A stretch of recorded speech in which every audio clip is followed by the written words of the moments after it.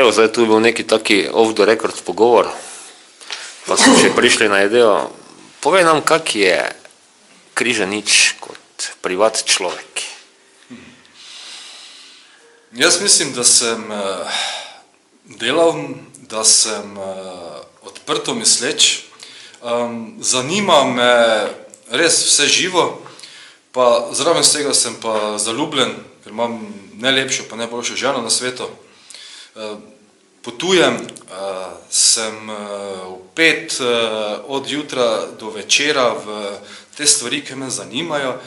Ta meja med delom in hobijem je pri meni dejansko popolnoma zamegljena, ker je vse povezano. Imam srečo, da delam in živim to, od česa sem tudi plačan. Tako da tudi to, kar se zdaj podajam v te zadeve v zvezi z volitvami, to je samo del ene širše zgodbe mojega načina življenja, da lahko to, kar tako ali tako počnemo, razširimo še na naše okolje, v katerem živimo, pa na ljudi, s katerimi živimo, in da damo našemu okolju, pa ljudem tukaj okoli, še več priložnosti. Za zaključek še to povem.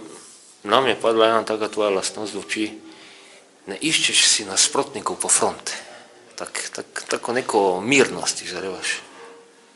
Smo to prav videli?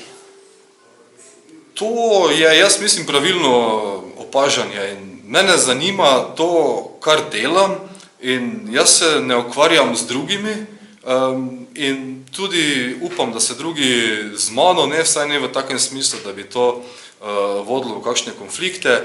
Dajmo se pogovoriti, dajmo se predstaviti, jaz delam svoj program, predstavljam svoj program, svoje delo dajem javnosti transparentno na ogled zmeraj in to je pomembno. In predvsem, če delaš samo to, kar ti si, kar te veseli, to pomeni mirnost in kaj, a ni boljše za človeka, da se počutimo mirni, da smo zadovoljni sami sabo, kot pa da se obremenjujemo z drugimi in s tem še sebe potem samo črvičimo po nepotrebnem.